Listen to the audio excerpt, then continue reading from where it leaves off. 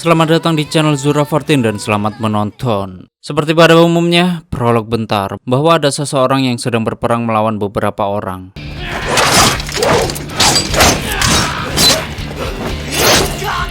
Dia berhasil membunuh semua orang itu, namun dia juga terluka hingga mengeluarkan darah keferawanan. Lalu ada seorang perempuan yang mendekatinya. Laki-laki itu berkata bahwa tugasnya telah selesai. Lalu perempuan itu diam saja dan mencicipi darah laki-laki itu. Tapi sepertinya perempuan itu bukanlah seorang manusia melainkan vampir. Wanita itu melakukan kimpai terlebih dahulu sebelum mengambil darahnya. Di saat itu, seorang laki-laki itu mengejar seseorang perempuan yang kemudian membunuhnya. Setelah perempuan itu tewas, laki-laki itu menghisap darahnya. Story diawali oleh seorang detektif bernama Hoshino sedang mendalami kasus yang belum terpecahkan, yaitu pembunuhan gadis pelayan di Setagaya. Tak berselang lama datanglah teman sekantornya yang memberikan teh. Lalu orang itu mendekati bosnya yang menanyakan kenapa Hoshino bisa bekerja di sini. Akan tetapi, bos tidak mau menjawab dan menyuruh karyawannya itu untuk kembali bekerja. Kemudian Hoshino melihat foto seorang wanita yang ada di dalam buku kasus itu. Bahkan di buku itu juga tertera nama wanita itu, yaitu Miyako Romzerg. Seketika Hoshino teringat ketika berbicara dengan seseorang bahwa Miyako Romzerg adalah majikan dari korban.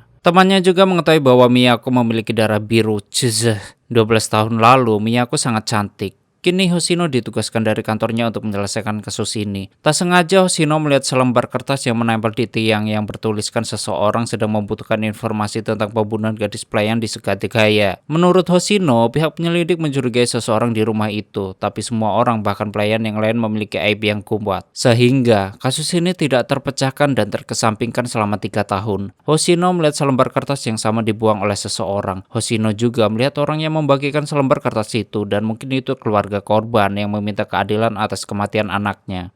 Setelah itu Hoshino kembali ke kantor. Hoshino menceritakan hasil penyelidikan pertamanya dengan bosnya. Seperti rumah TKP-nya sudah menjadi kebun dan keluarga korban membagikan selembar kertas. Hoshino juga telah menemui keluarganya dan keluarganya bertanya apa yang telah dilakukan polisi selama 14 tahun ini. Lalu Hoshino bersemangat untuk menyelesaikan kasus ini sebelum batas waktu berakhir. Kemudian bos menyuruh untuk mengetahui keberadaan Miyako dan langsung mendatanginya. Di perjalanan, ternyata Hoshino telah mengungkap keberadaan kasus politikus penting karena korupsi. Tapi sayangnya, Hoshino dipecat dari Biro Keamanan Umum. Ada hal yang tidak pernah berubah, ada kejahatan yang tidak dihukum. Tiba di sana, Hoshino memberikan diri untuk menemui Miyako. Ketika ingin mengetuk pintu, jari Hoshino tertusuk sesuatu di ketukan pintu sehingga darahnya pun tercecer di jarum itu. Lalu Hoshino mengetuk pintu dengan berhati-hati.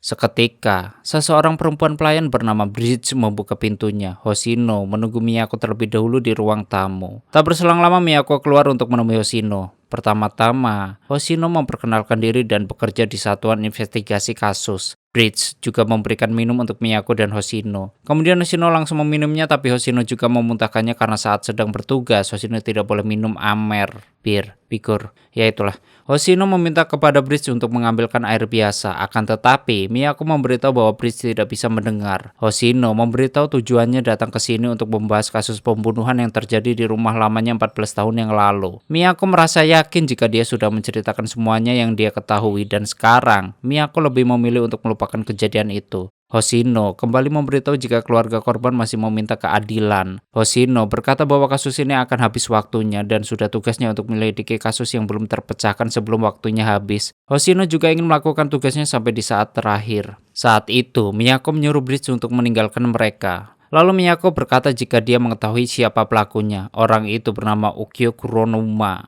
Hoshino mempertanyakan kenapa baru sekarang Miyako mengatakannya. Tapi Miyako malah balik menekan Hoshino sehingga Hoshino tidak bisa berkata apa-apa. Kemudian Hoshino meminta bukti kepada Miyako atas perkataannya. Namun Miyako menyuruh Hoshino untuk mencari buktinya sendiri. Setelah itu Hoshino meninggalkan rumah Miyako dan berhenti sejenak di pinggir danau karena Hoshino akan mengecek HP-nya. Hoshino mendapat pesan dari Takita yang memberitahu biodata Ukyo. Sekarang Ukyo berusia 33 tahun dan berasal dari Tokyo. Dia menjalankan MSA, sebuah usaha yang sebenarnya merupakan bisnis pencucian uang. Tapi Hoshino tidak akan pernah melihat Ukyo di tempat terbuka. Kemudian Hoshino mendatangi keberadaan Ukyo. Malam itu Hoshino melihat seseorang mendatangi rumah Ukyo dan penjagaan rumah Ukyo begitu ketat. Hoshino tak hilang akal dan diam-diam menyelinap ke rumah Ukyo lewat saluran udara walaupun sangat. Akhirnya Hoshino tepat di atas ruangan Ukyo. Sekarang Hoshino tahu wajah Ukyo yang asli. Seketika anak buahnya bernama Yokichi memberitahu jika seseorang telah selesai memakai perempuannya. Orang itu berterima kasih kepada Ukyo karena berkatnya dia merasa puluhan tahun lebih muda.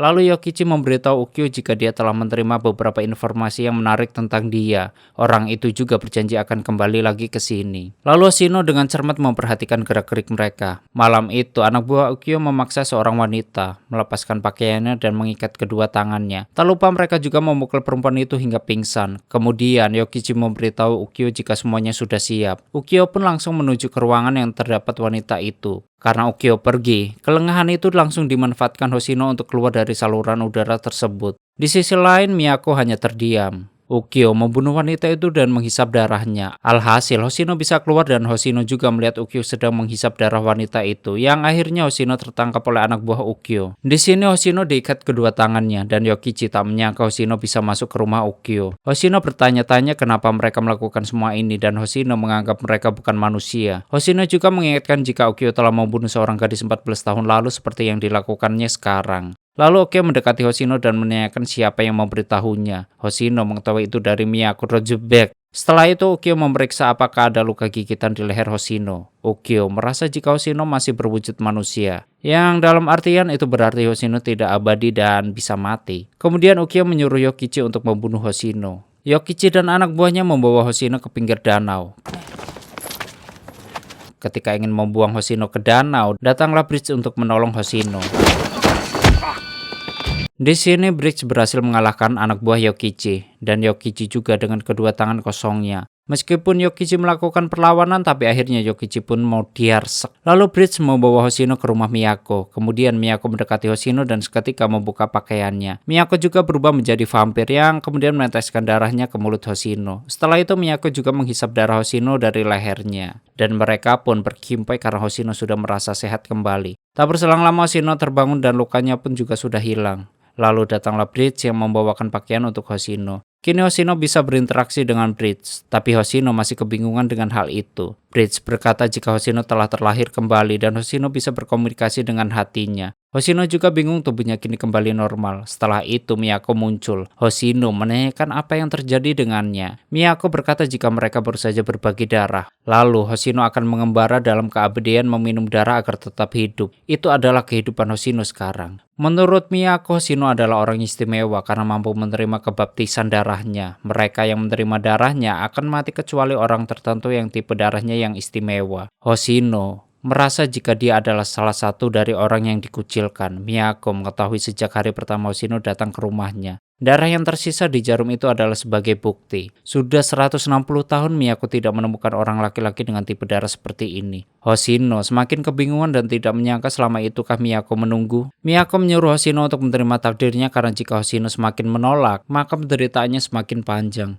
Di sisi lain, Ukyo akan menghidupkan kembali Yokichi dengan darah sucinya. Setelah Yokichi hidup, Ukyo bertanya siapa yang menyerang mereka. Yokichi berkata seorang wanita dan bermata biru, dan mungkin dia juga sama seperti mereka. Ukyo mungkin mengetahui siapa gadis tersebut. Di saat itu Hoshino duduk bersama Miyako dengan suguhan darah segar. Hoshino bertanya kenapa Ukyo terus meminum darah wanita muda. Lalu Miyako menceritakan jika dia benci melihatnya meminum darah laki-laki lain. Baginya dan tubuhnya untuk bertahan hidup karena Miyako membutuhkan darah yang banyak. Sehingga Ukyo tidak sanggup memikul dan lepas kendali. Dia menolak darah Miyako, lalu dia meminum darah dari pelayan wanita dan menghilang. Ukyo masih memikirkan wanita yang menyerang Yokichi, dan Ukyo teringat ketika Miyako menggigit lehernya dan memberikan darahnya hingga membuatnya menjadi vampir.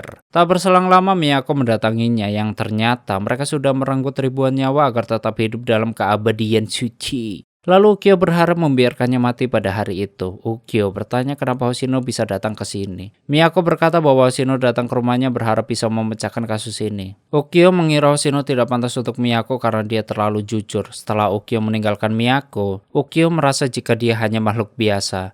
Miyako menyuruh Ukyo menemukan jalannya sendiri dan melupakan dirinya. Namun malam itu mereka malah berkimpoi. Miyako memanggil Ukyo dengan sebutan Shoji. Mungkin nama itu adalah nama asli Ukyo. Entahlah. Keesokannya ketika Miyako tiba di rumahnya, Miyako melihat Bridge pingsan di lantai. Setelah dibangunkan, Bridge berkata jika Hoshino telah pergi. Bridge juga meminta maaf karena tidak bisa mencegah Hoshino. Bos mendapat kabar jika Hoshino berencana membunuh wakil presiden, dan karyawannya menyalahkan bosnya karena memiliki karyawan yang ganas. Di sisi lain, Hoshino masih melihat orang tua korban pembunuhan penyebar selembaran kertas, taulah itu pokoknya. Tak berselang lama, dua polisi menghampirinya. Polisi itu ingin menangkap Hoshino karena ingin membunuh wakil presiden. Tapi Hoshino tidak tahu sama sekali jika dia didakwa akan membunuh wakil presiden. Hoshino pun kabur dari polisi itu, akan tetapi polisi itu terus mengejarnya. Hoshino juga sempat ditabrak oleh seseorang tapi hanya mengalami luka sedikit. Seketika, ada seseorang yang menembaknya dari kejauhan yang membuatnya pingsan. Di saat itu Hoshino teringat kata-kata Ukyo dan Miyako sebelumnya, agar terus hidup Hoshino harus meminum darah Ferawan. Hoshino terbangun dari pingsannya dan sudah diikat oleh Yokichi. Hoshino mengetahui jika polisi sudah dikuasai oleh mereka. Dan benar saja, Ukyo telah membayar dan memberi PSK kepada petinggi untuk memfitnah Hoshino. Ukyo merasa bahwa negara dan rakyatnya tidak berubah sama sekali, dan tentunya mata duitan dan hidung belang. Namun ada seorang detektif yang sedang menyelidiki kasus, semuanya demi gadis yang pada akhirnya, ya sama mati juga sih. Hoshino berkata jika Ukyo adalah seorang pembunuh. Setelah itu, Ukyo melihat luka pada tubuh Hoshino. Ukyo mengetahui bahwa Hoshino sudah dirubah oleh Miyako menjadi vampir. Ukyo ingin membunuh Hoshino karena Hoshino terlahir dengan darah yang sama dengan Ukyo. Ukyo menyuruh Yokichi untuk membunuh Hoshino. Akan tetapi Yokichi iri dengan Hoshino karena derajatnya sama dengan Ukyo. Yokichi menyuruh Ukyo untuk membaptisnya agar sama dengan mereka. Ukyo memberitahu bahwa orang-orang tertentu yang bisa. Jika tidak, maka akan terjadi sesuatu padanya. Tapi Yokichi tetap ngeyel, yang akhirnya Ukyo membaptis Yokichi dengan darahnya. Baru saja dibaptis, Yokichi memang berubah menjadi lebih kuat dari sebelumnya. Setelah itu Yokichi akan membunuh Hoshino. Tapi tidak semudah itu membunuh Hoshino karena Hoshino melawan. Hoshino sedikit kewalahan karena Yokichi memang lebih kuat darinya. Mereka saling jual beli serangan, tapi Yokichi belum mampu untuk membunuh Hoshino.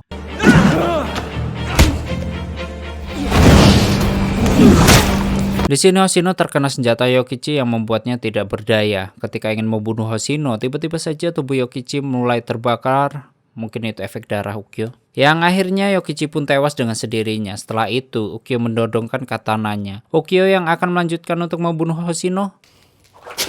Akan tetapi, Bridge datang untuk menghentikan Ukyo. Tak hanya Bridge, Miyako juga berada di tempat itu. Miyako memaksa Ukyo untuk tidak membunuh Hoshino. Lalu Bridge menarik Ukyo agar menjauh Hoshino. Ukyo cemburu karena Miyako sekarang lebih mementingkan Hoshino. Miyako tidak menghiraukannya dan membantu Hoshino untuk berdiri, yang kemudian mereka meninggalkan Ukyo. Malam itu Miyako memberikan darahnya untuk Hoshino dan membuat Hoshino semakin sange. Kemudian mereka pun berkimpai dan saling bertukar posisi. Bangsat emang. Setelah itu mereka duduk bersama. Hoshino berkata bahwa dia tidak bisa menangkap pembunuh. Hoshino tidak bisa memaafkan Ukyo karena telah membunuh. Namun beda dengan Miyako. Walaupun juga telah membunuh banyak orang, tapi Miyako tidak termasuk dalam kasusnya. Karena Hoshino bisa bertahan hidup karena Miyako. Ketika Bridge menuangkan darah, Hoshino bertanya berapa umurnya. Bridge menjawab jika dia berumur 323 tahun.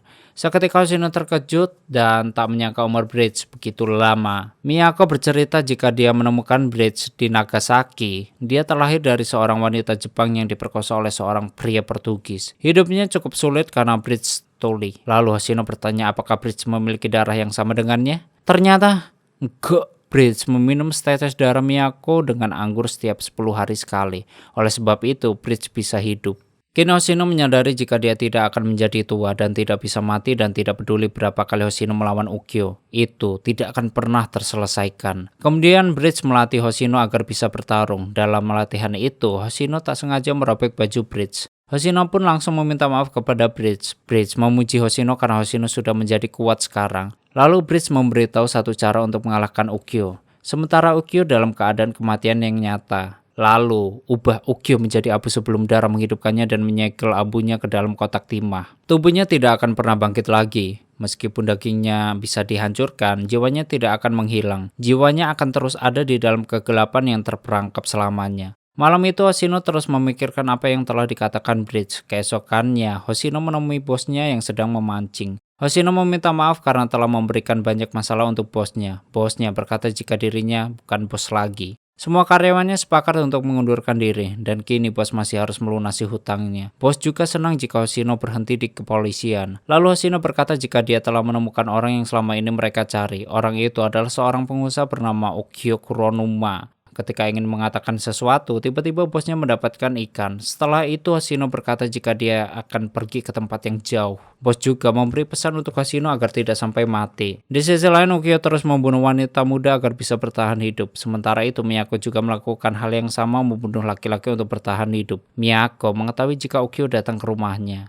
Ukyo datang untuk membunuh Hoshino. Sebelum itu, Ukyo berterima kasih kepada Miyako karena telah mengajarinya hidup. Ukyo juga berkata bahwa dia seharusnya menjadi satu-satunya korban Miyako, tapi Hoshino tidak bisa membiarkan penjahat seperti Ukyo lolos. Ukyo membutuhkan Miyako dalam hidupnya, tapi sayangnya Miyako lebih memilih Hoshino.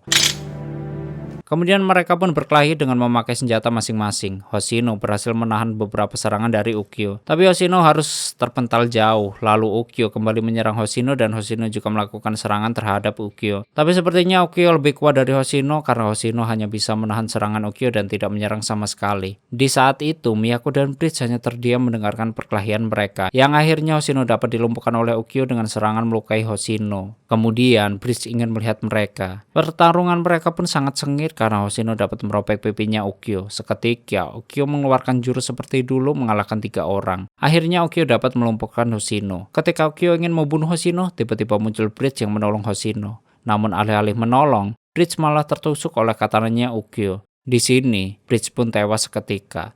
Tewasnya Bridge membuat Hoshino semakin bersemangat membunuh Ukyo.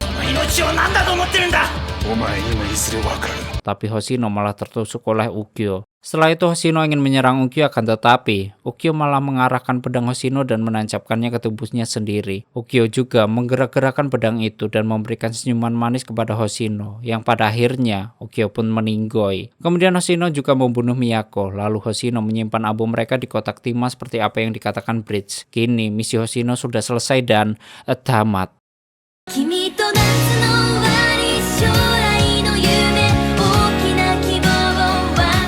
Oke, seperti itulah story dari film Bloods. Bagi kalian yang filmnya ingin di-storyin, silahkan tulis di komentar. Terima kasih sudah nyimak video ini sampai habis. Terus support channel dengan berbagai kalian yang bisa kalian lakukan lah. And stay on this my channel, jangan kemana-mana, sampai ketemu lagi di video selanjutnya. Bye bye.